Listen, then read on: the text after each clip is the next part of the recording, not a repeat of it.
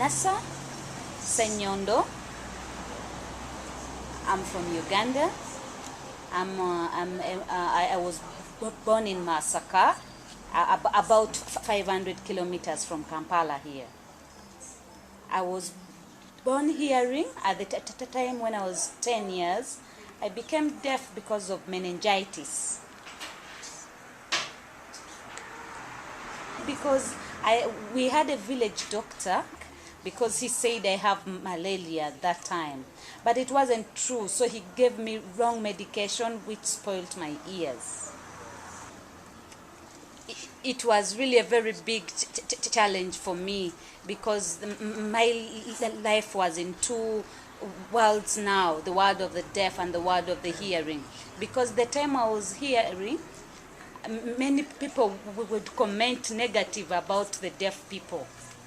The deaf people become annoyed so fast, they are robbers. If they get stones, they just throw at you. People giving me names as Kasiru. They were nicknaming me because I was unable to communicate with those people in my village. So it was really a very big challenge for me. But my parents were very supportive. They were really supportive, and they decided to bring me to the deaf school. After my primary, the parents had to spend a lot of money. My home is really far deep in the village, but I was able to come to Kampala here at Ntinda Deaf School and be like other children. Even at the university, the parents had to spend for interpretation services for me. So the support from the parents was really so important the time I was growing up. So the key challenge is the communication. Because us, the deaf people, communication is everything. So if you talk about access to health services, access to education, you must have the different methods of how to communicate with these people. Many youth out there complain about access to reproductive services, that they are not there. Only because the service providers don't really know how to communicate to these deaf youth people. We try to train the deaf people in how to communicate, how best to use the sign language. So we identify the different health service providers, we link them with this deaf youth, and we train them.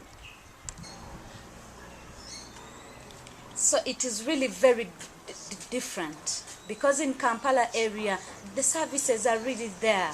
The hospitals are really so many. The schools for the deaf are many. But in the villages, well, it is a closed world. The deaf children have no information. If the TV is not there, the newspaper is not there, how will they be able to achieve, to receive this information? The schools are really very few. If the services are few and the people are many, so it is a very big gap out there for the deaf people. I remember 23 years back when I became deaf, people used to really abuse me, the community would laugh. But then after, on the graduation day, I decided I go to the village, I make a party there. So I had to invite very many people, about 300 people, to come and witness. Then I had to show them that these deaf people can, if I've done this. And people were really happy, and they had never seen a deaf person having a degree. So the story is really continuing in my village. So that experience really had to show people that the deaf people can really achieve if they have the family support. So in the next 10 years, I really want to see all the deaf youth empowered. Through education mainly. Because without education, the children are nowhere. They can't access any other opportunities. So we have one member of parliament in Uganda who is deaf. He's a community, we need a community leader who is deaf also. We need engineers who are deaf. We need doctors. So you can achieve that through education. Because education is education will really build somebody's mind to think forward.